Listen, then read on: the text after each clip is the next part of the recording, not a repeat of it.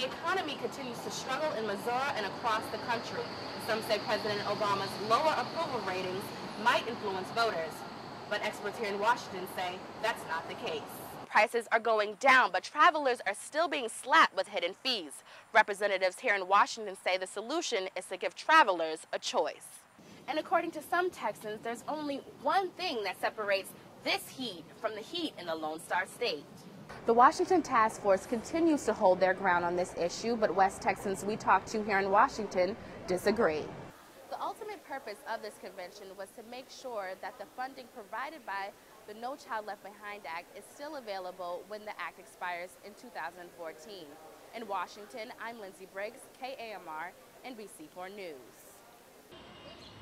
Casa de Maryland helps lower-income immigrants find jobs and earn a steady income. When an employer finds somebody, a really good worker, an honest and reliable worker, they keep them. That's our experience, regardless of their status. Some undocumented workers we talked to say they believe in hard work. If we start working early, if we finish the job, we have the opportunity to come back and get another job and finish late. But it's the debate over those undocumented workers that concerns Representative Mac Thornberry. He believes undocumented workers are taking jobs from U.S. citizens. Well, I think the president is right when he says that the current immigration system is broken. It's broken from one end to the other, and all of Texas, all of the country, is feeling the effects of that. Craviato sees it another way. We want the cheap products, so we want all the cheap advantages of having immigrants working here in America, but we don't want to see them. Thornberry says there's much more than jobs at stake. Any country must be able to control who and what comes across its border. And in the United States, we have not had control of our borders for some time. So that's why I think the first step in immigration has got to be controlling your border. Congress will take another crack at this controversial issue when the House presents a hearing on immigration reform next Tuesday. In Washington, Lindsey Briggs, KAMR, NBC4 News. Reagan National Airport is just 4 miles from the U.S. Capitol building. A quick ride for people doing business in Washington, especially members of Congress. They want the convenience of flying from Capitol Hill to their constituencies without going what they say is all the way out to Dulles. Dulles is one of 2 airports much further away from the Capitol. But Reagan National is limited by what's known as the perimeter rule, banning flights more than 1,200 miles from landing there. That means no direct flights from the biggest cities in Texas. Some lawmakers, including Texas Senator Kay Bailey Hutchinson, wants to change the rule.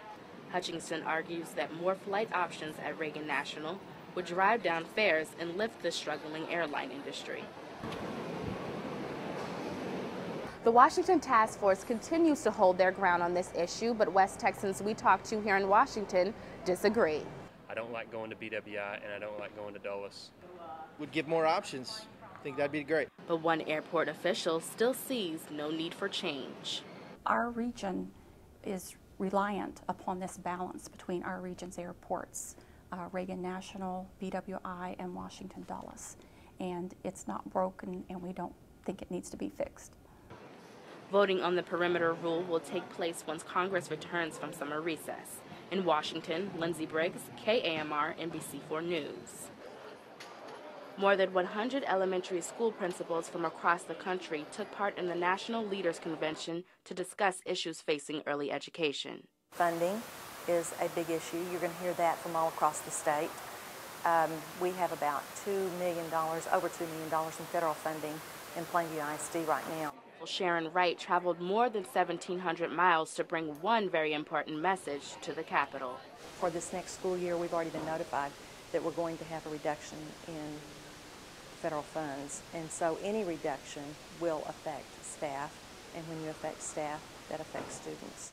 Wright met with 19th District Congressman Randy Nagelbauer to discuss the Elementary and Secondary Education Act. The act would provide federal funding for underperforming schools. We feel very strongly that we need to maintain formula funding so that we don't get into a situation where we're having to compete for grants in West Texas.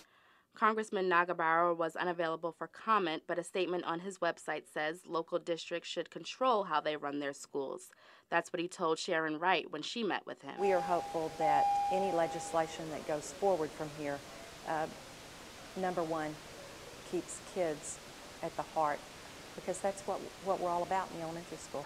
The ultimate purpose of this convention was to make sure that the funding provided by the No Child Left Behind Act is still available when the act expires in 2014. In Washington, I'm Lindsey Briggs, KAMR, NBC4 News.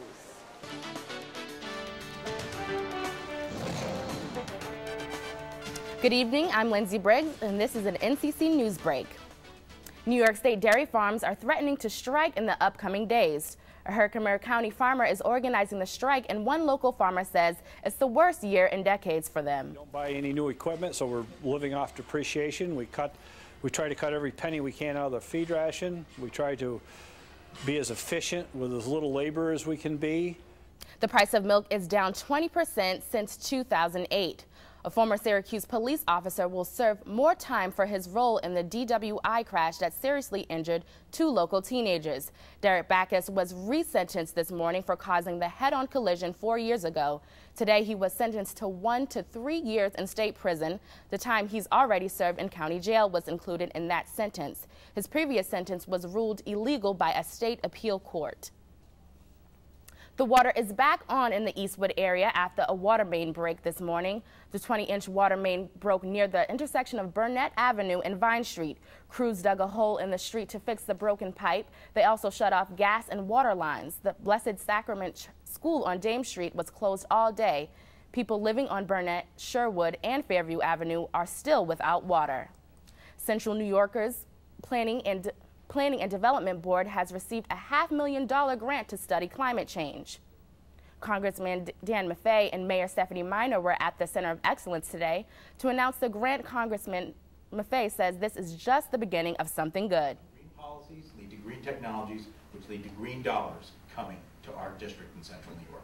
We are the Silicon Valley for green technology if we take advantage of these opportunities. Central New York is one of the 25 areas across the country to receive this grant. And some good news for all the drivers out there. Area gas is getting a bit cheaper. Gas prices fell nearly a nickel from what they were last week, according to SyracuseGasPrices.com. The price of a gallon in Syracuse ranges from $2.60 to $3.19. The average is $2.79. And that's your NCC News Break. I'm Lindsey Briggs. Have a good evening.